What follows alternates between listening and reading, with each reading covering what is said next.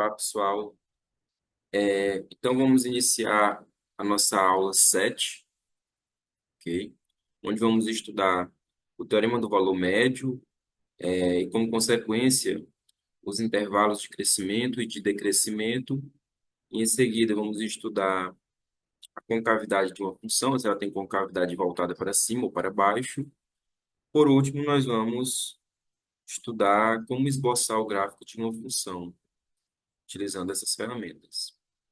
Então, vamos começar aqui com o teorema do valor médio, tá? Nós não vamos demonstrar, mas você pode consultar as referências se você quiser para estar consultando a demonstração. O que é que o teorema diz?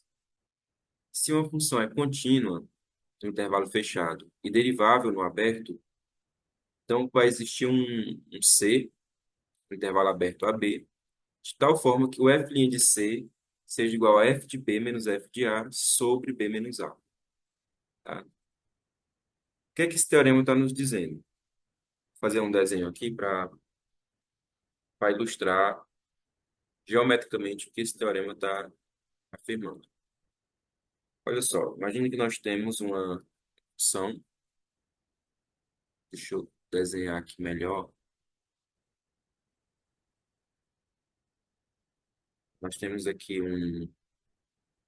eixos de coordenadas, né? E nós temos aqui uma função, um gráfico de uma função. Digamos, essa função aqui. Tá? E aí nós temos aqui, digamos, ponto A, e aqui a imagem f de A. Temos aqui um ponto B, e aqui a imagem f de B. Olha só. Esses dois pontos que eu marquei, eles determinam uma reta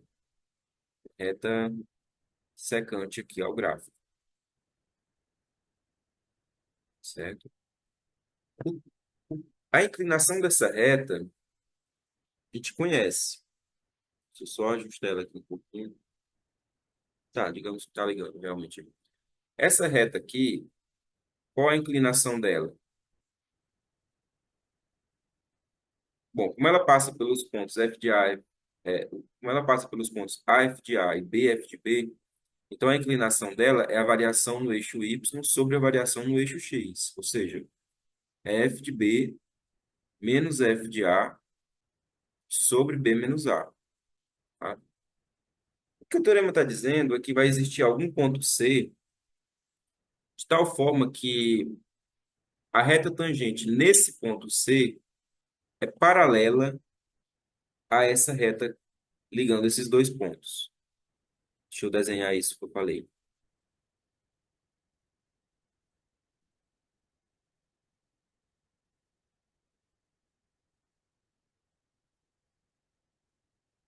Certo, deixa eu tentar ajustar ela aqui para ficar tangente. Olha só, essa reta que eu acabei de desenhar, ela é tangente a essa reta secante que eu tinha desenhado já. Deixa eu só ajustar essa reta aqui.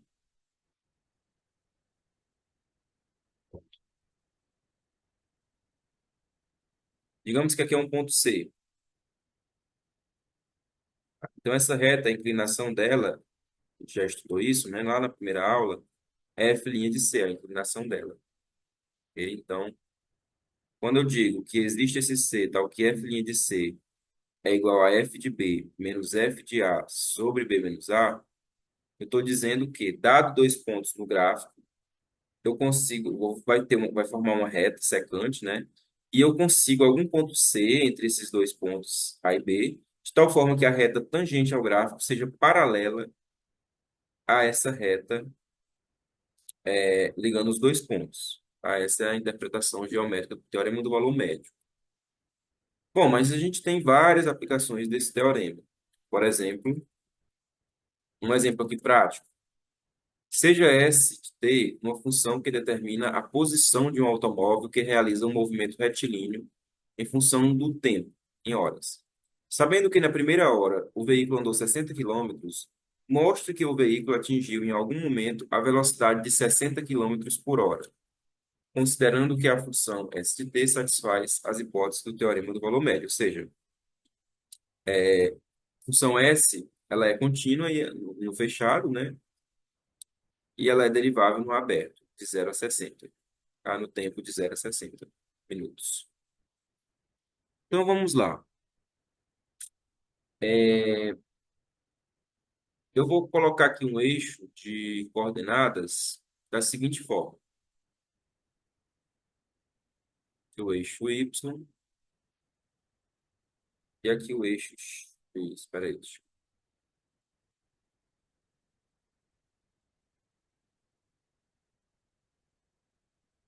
Pronto.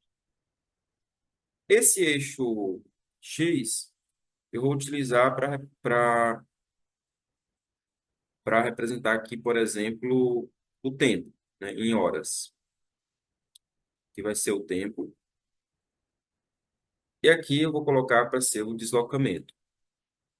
Esse eixo aqui vai representar o deslocamento.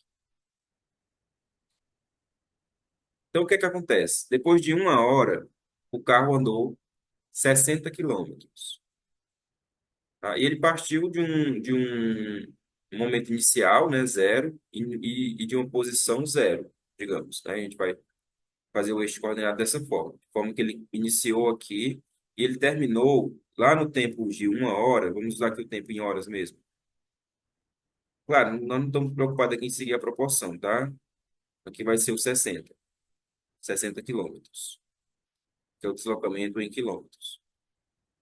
Então, nós temos esse ponto aqui, que é o ponto 1,60. Ok? Uma hora, ele andou, no final de uma hora, ele percorreu 60 quilômetros. E aí, eu não sei como é o gráfico dessa função S de t, eu não sei. Mas não importa. Digamos que é assim. Mas o que importa é que, como satisfaz as hipóteses do teorema do valor médio, a gente pode utilizar o teorema do valor médio. Vamos utilizar. Existe alguém, um C, no intervalo de 0 a 1, né? De 0 a 1 hora, de tal forma que S' de t é igual a f de 60, a f de 1, né? Menos f de 0. Desculpa, a nossa função em questão é a função S. Então, S de 1 menos S de 0 sobre 1 menos 0. Então, a função, eu apliquei o teorema do valor médio na função deslocamento. Vamos substituir os valores.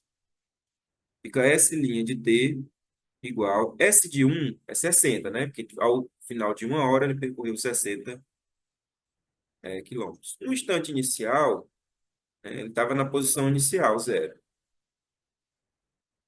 Ou seja, isso dá 60. Ok? Só, pessoal, que nós conhecemos lá desde a primeira aula, que quando nós temos a função deslocamento, a derivada da função deslocamento é a função velocidade.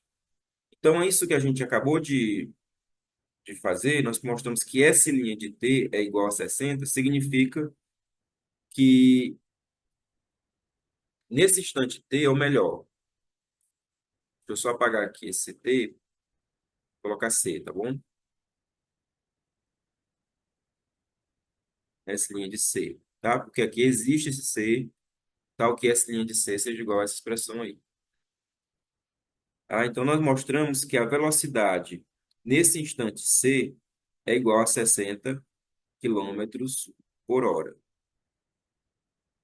Essa é uma aplicação aí do teorema do valor médio.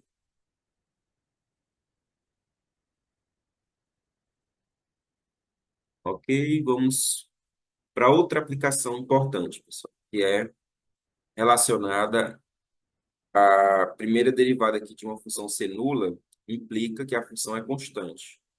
Claro, é a função que satisfaz, né, as hipóteses do teorema. Como eu já estou dizendo que f' de x é sempre zero, já fica subentendido que a função é derivável, tá? Então, está satisfazendo as hipóteses do teorema. Ah, isso aí não é contínuo? Sim, a gente já mostrou na primeira aula que toda função derivável ela é também contínua. Ok. Nós temos que provar que essa função é constante. Então, vamos lá. É definida em um intervalo, eu vou chamar esse intervalo de i, tá bom? Intervalo i. Então, vamos lá. Dados dois elementos a e b nesse intervalo i, pelo teorema do valor médio, que eu posso aplicar, né, porque satisfaz as hipóteses,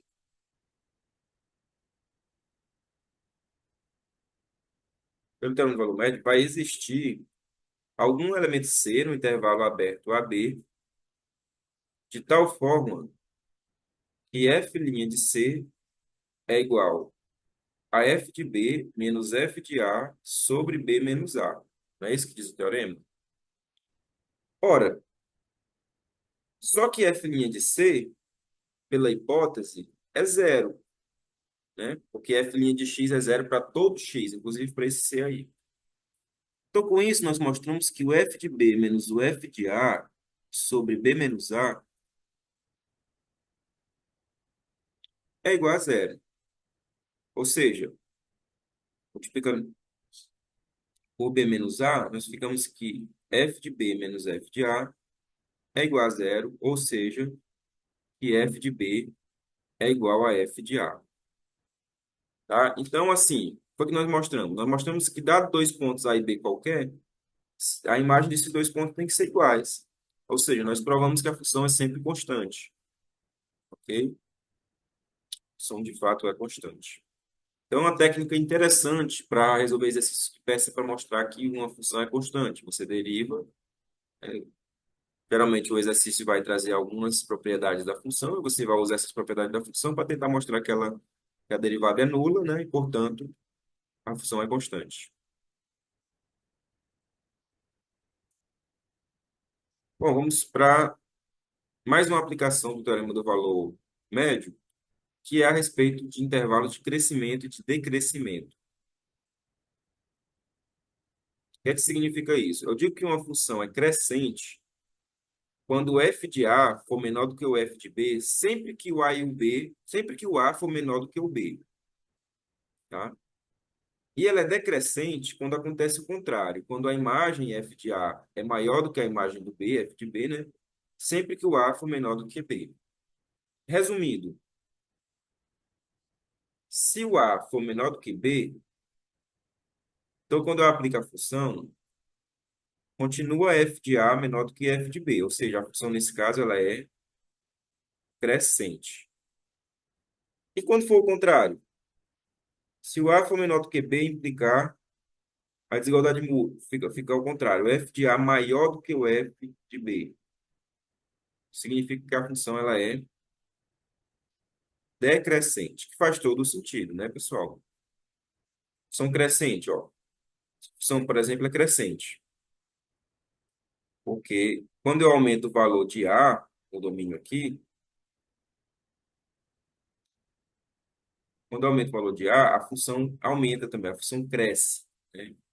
Se eu pensar num B maior do que o A função ela vai atingir um valor maior. Ou seja, quando eu aumento no domínio, a imagem também aumenta. E decrescente é o contrário. Na decrescente,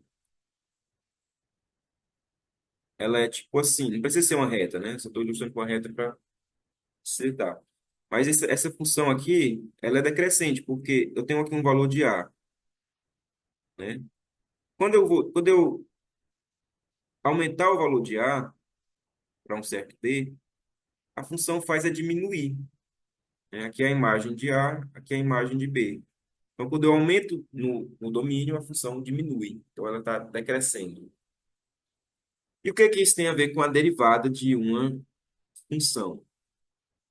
Ora, esse teorema diz o seguinte, que se a derivada for sempre positiva em um certo intervalo, então a função ela vai ser crescente. tá? E o contrário, se a derivada for sempre negativa, então a função ela vai ser decrescente, tá? Como que mostra isso? Vamos demonstrar a primeira parte. Vamos demonstrar que se f' de x é sempre positiva, então a função ela é crescente, tá? Vamos fazer isso então. Vamos demonstrar. Suponha que f' de x é sempre maior que zero, ok? Para todo x em um certo intervalo i.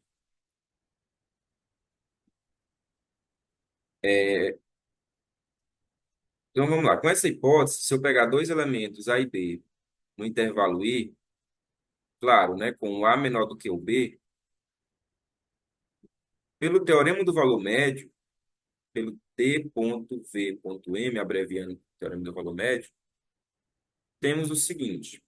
Ah, professor, está satisfazendo as hipóteses do teorema do valor médio? Tá, porque ele disse que a função é derivável nesse intervalo, tá? No intervalo i. Então, quando eu pego dois pontos a e b nesse intervalo, a função ela vai ser derivável em todo o intervalo fechado a b. Portanto, também vai ser contínua. Então, pelo teorema do valor médio, existe, né?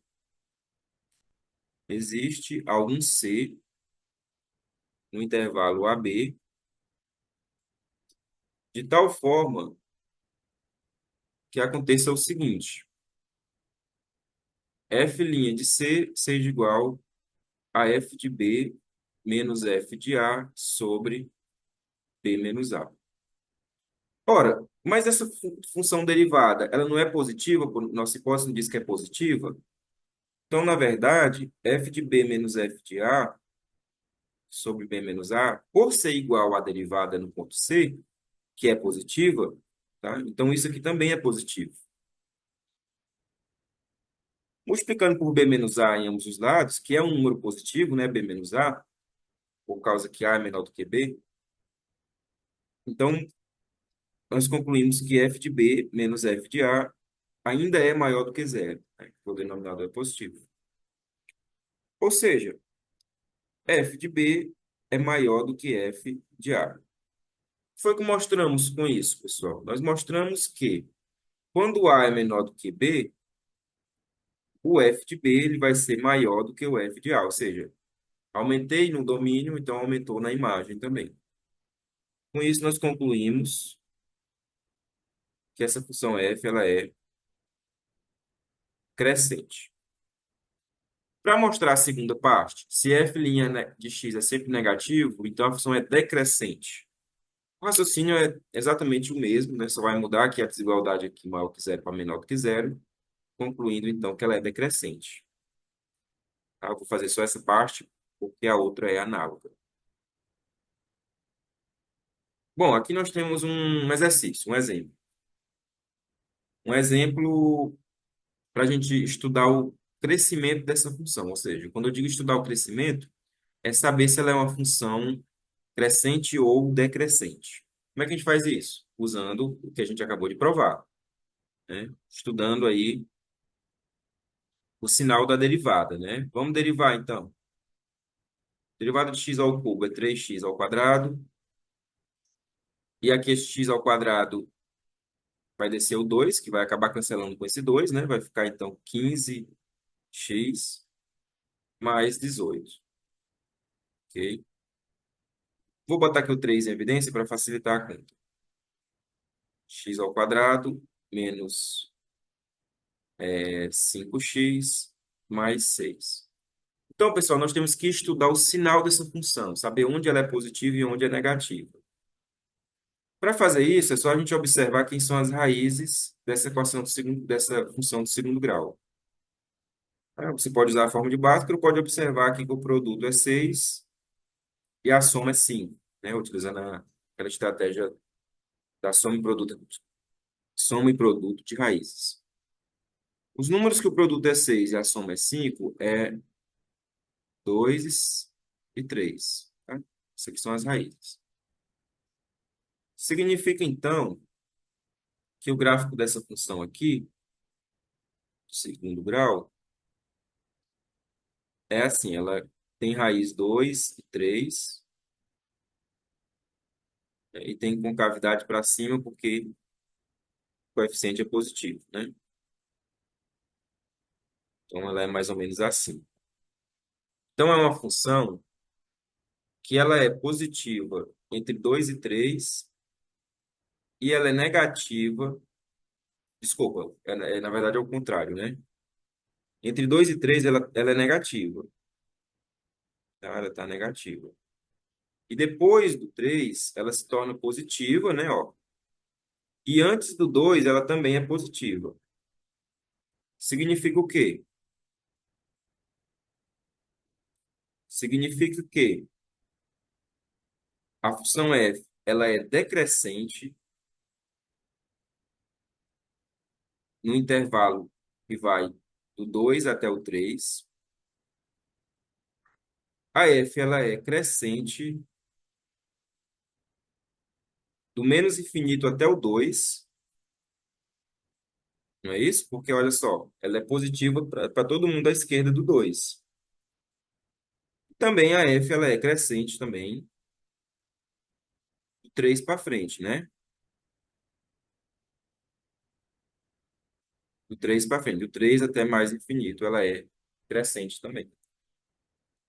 Então aí veja que essa técnica é interessante, que eu consigo saber onde a função é crescente, mesmo sem saber como é o gráfico dessa função. Não preciso desenhar o gráfico para eu saber que ela é crescente. Na verdade, isso auxilia na construção do gráfico, assim como a concavidade, que a gente vai estudar adiante.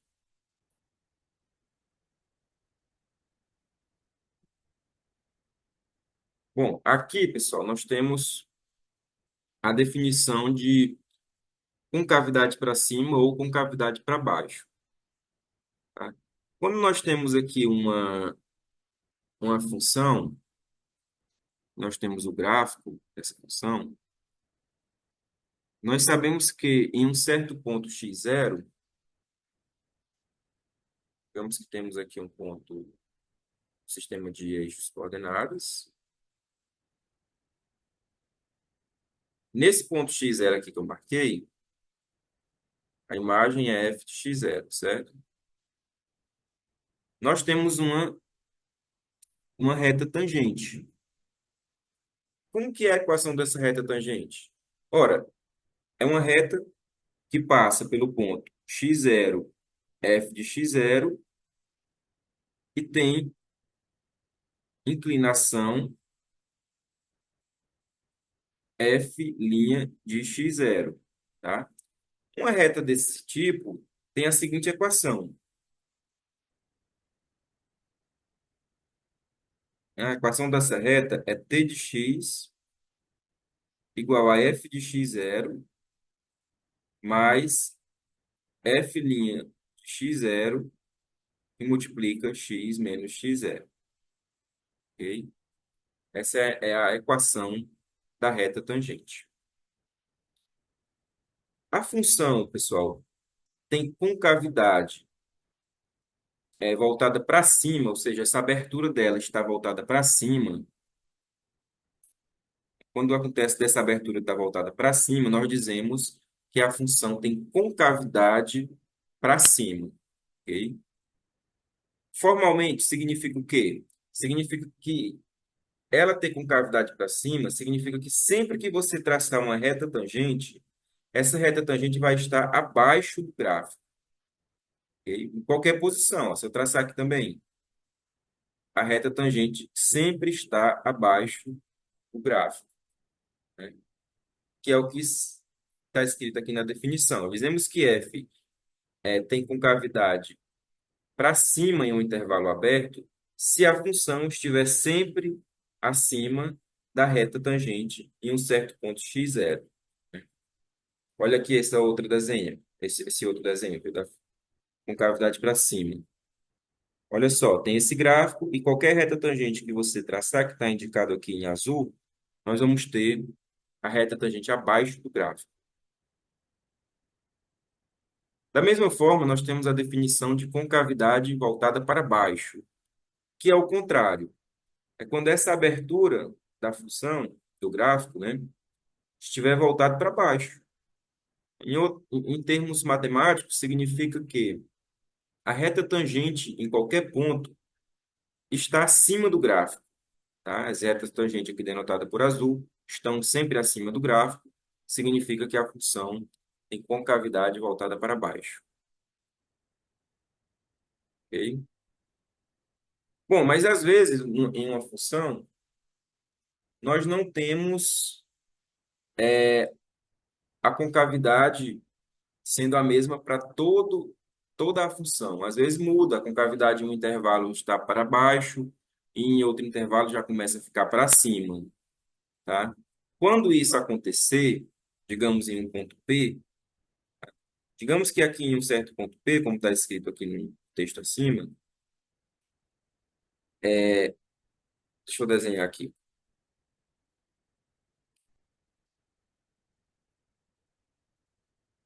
Digamos que eu tenho aqui o sistema de eixos coordenados e eu tenho uma concavidade para baixo. Só que quando cheguei nesse ponto aqui, simplesmente a concavidade mudou.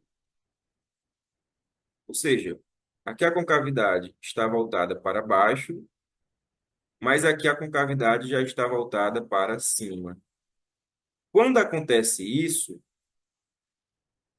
esse ponto é chamado de ponto de inflexão, ok? Ponto de inflexão. Vou dar aqui um exemplo aqui no GeoGebra. Deixa eu ver aqui se eu consigo ir para o GeoGebra para me mostrar para vocês um exemplo de uma função é, que tenha um ponto de inflexão. Ok?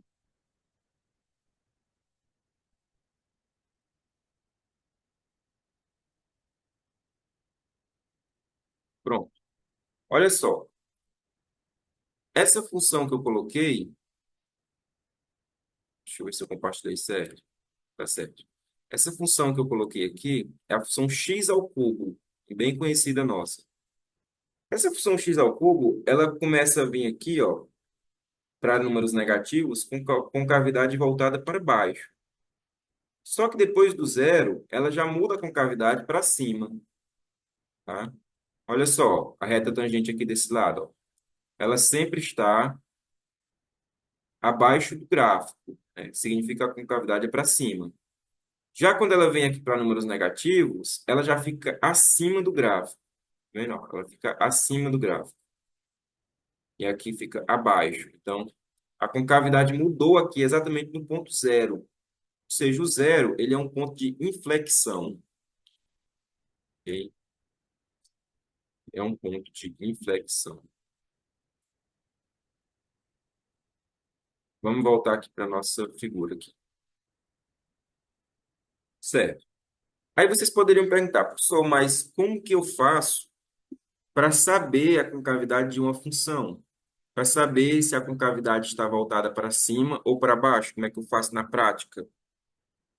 Vocês vão fazer utilizando esse resultado aqui, tá? Sendo f de x derivável duas vezes, essa técnica só serve quando a função é derivável duas vezes, que a maioria das funções que nós estamos trabalhando no curso são deriváveis infinitas vezes, tá? São as funções elementares que a gente vem estudando. Trigonométricas, exponencial, polinomial e expressões envolvendo soma, produto, quociente, dessas funções. Todas essas aí são, com certeza, diferenciáveis duas vezes.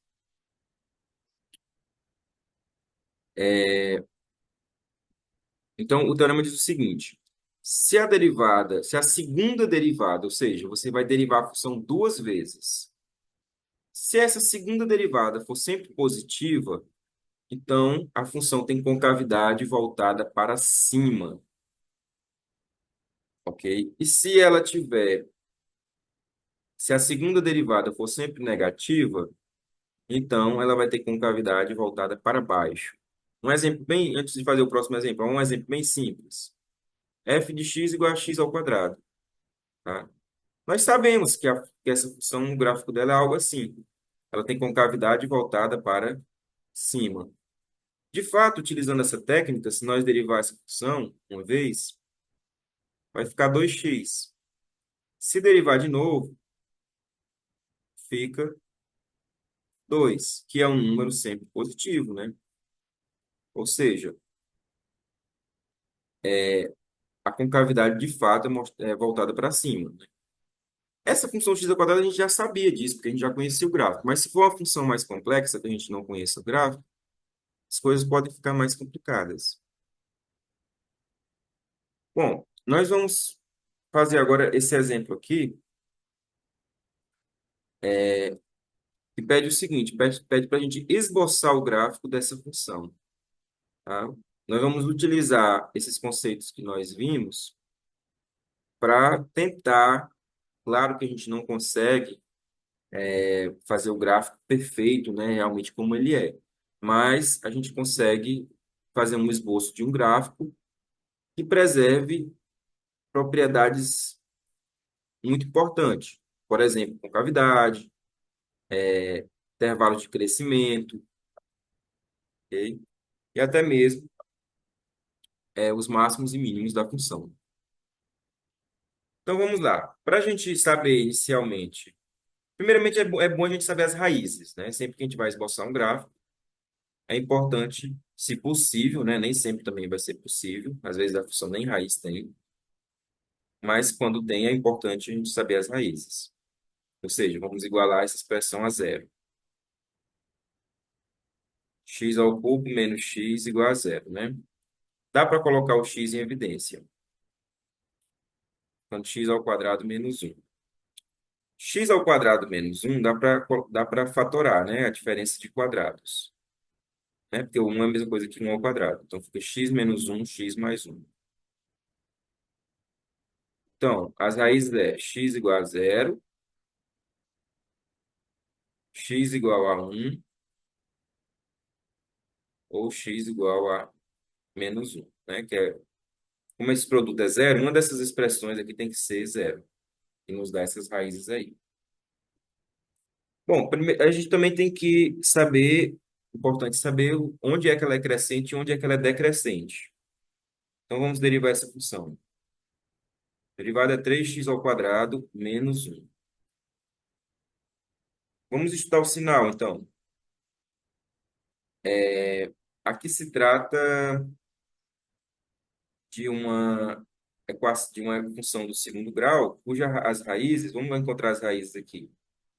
3x ao quadrado menos um igual a zero. Vai nos dar que o x, vou fazer devagar aqui. X ao quadrado é um terço, é isso?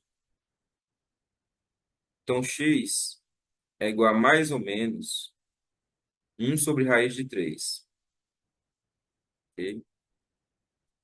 Eu posso racionalizar se eu quiser, ficando x igual a mais ou menos raiz de 3 sobre 3, tá? Multipliquei por raiz de 3 em cima e embaixo. Só para me ter uma noção aqui, deixa eu fazer aqui quanto é que vai dar aproximadamente isso. Só para desenhar o gráfico facilitar. Raiz de 3, né? Aproximadamente 1,77 dividido por 3, 0,58. Só uma aproximação. Aproximadamente 0,58 esse número aqui. Quer dizer, mais ou menos, né? Mais ou menos, né? Pode ser negativo ou positivo. Pronto. Então, isso significa que a partir dessas duas raízes dessa funçãozinha do segundo grau, né? Significa que o gráfico dela é assim.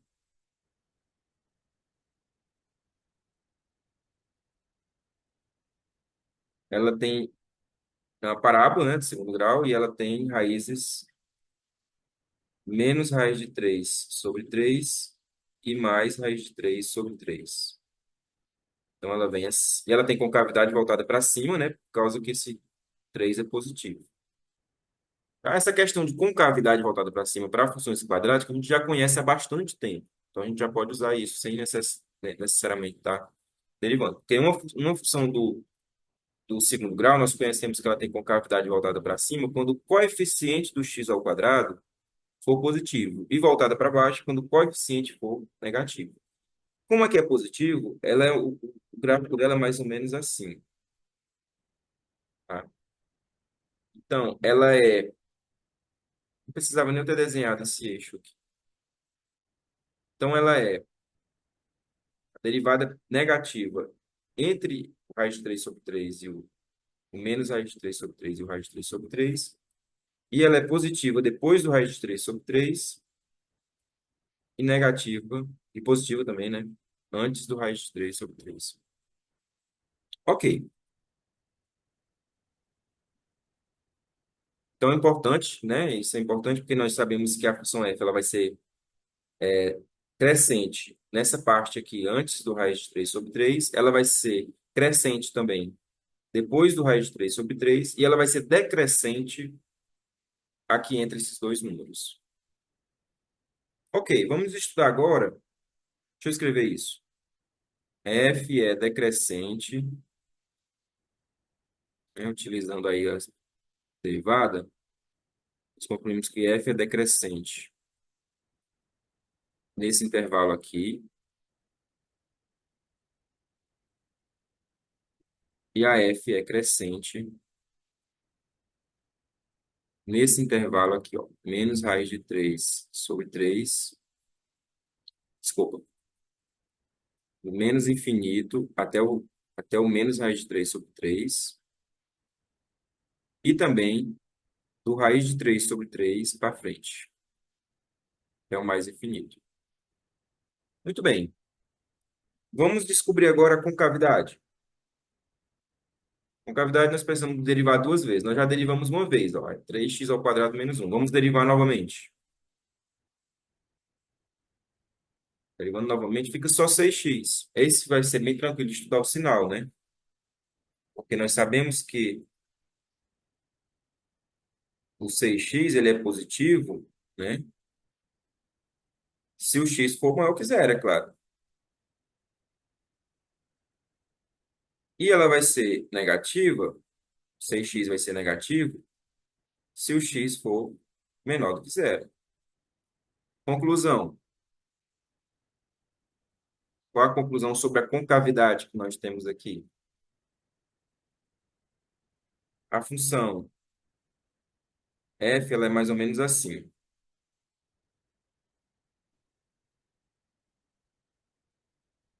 A esquerda do zero para negativa, ela tem concavidade voltada para cima, então ela é nesse estilo. E do zero para frente, ela tem concavidade voltada para baixo, então ela é nesse estilo aí, do zero para frente.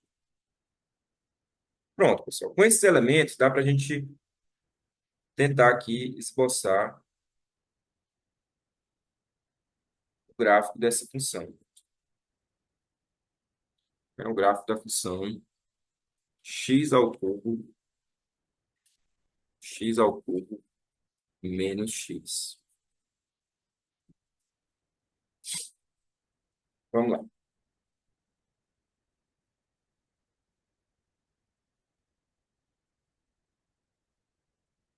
tentar desenhar aqui.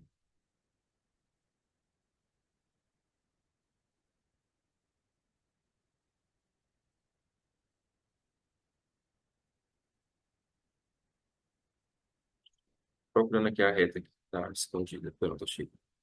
Temos aqui um sistema de coordenadas.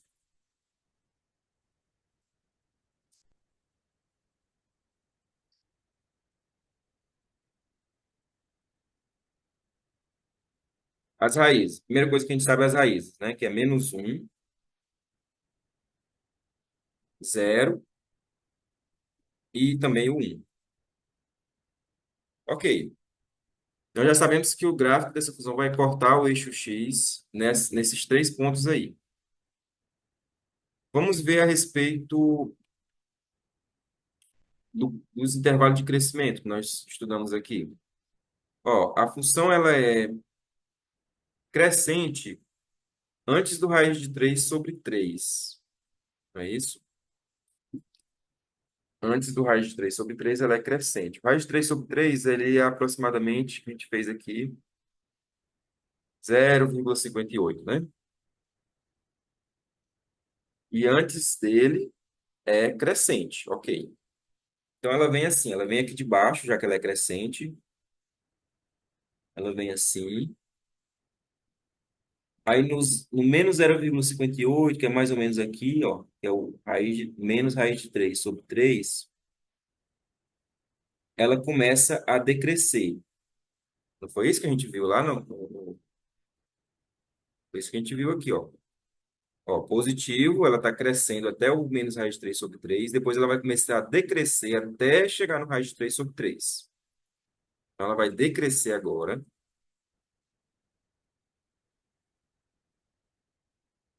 ela vai decrescer,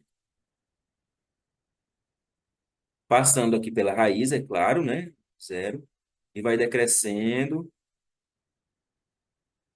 Quando chegar no raiz de 3 sobre 3, que é, digamos, aqui,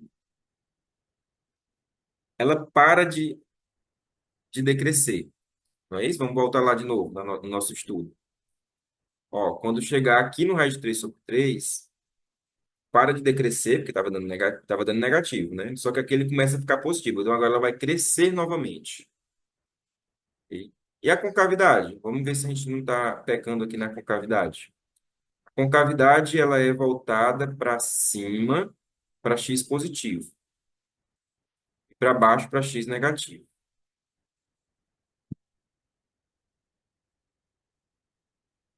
Para x. Eu realmente fiz certo, ainda bem que eu fiz certo. Porque olha só, para x negativo, a concavidade no meu desenho de fato está voltada para baixo. Tá vendo?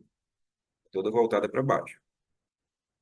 Para x positivo, ela é voltada já para cima. Por isso que eu comecei a fazer ela assim, ó, inclinada assim para cima. Se eu tivesse feito, por exemplo, assim, estaria errada, porque estaria voltada para baixo. Tá? Eu vou continuar com ela voltada para cima. Vai cruzar no um e aí a partir daqui ela vai ficar crescendo sem parar. Ok? Sempre com concavidade voltada para cima, né? Então ela vai ser desse jeito. Ah, professor, se eu escrevesse assim, eu estaria errando, ó, porque a concavidade aqui estaria para baixo. Tem que desenhar de tal forma que dê a entender que a concavidade está sempre voltada para cima. Ok? Vamos ver no GeoGebra para ver se. É claro que não vai ficar perfeito, mas o importante é que preserve aí essas propriedades de concavidade, de crescimento. Vamos lá no GeoGebra para me desenhar ela lá para a gente ver como é que fica.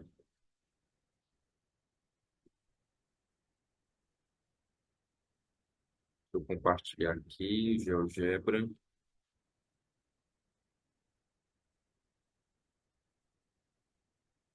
Pronto. Deixa eu tirar aqui o desenho anterior. Agora desenhar aqui a função x ao cubo menos x. Olha só, pareceu com a que a gente desenhou. Ela vem crescendo, ó, passa pelo menos um. Aí até o menos raiz de 3 sobre 3 ela continua crescendo. E aí ela começa a diminuir. Aqui ela muda a concavidade. Ok? Veja que o zero é um ponto de inflexão, tá? A concavidade era para baixo e depois mudou para cima. Então o zero ele é um ponto de inflexão. Ok?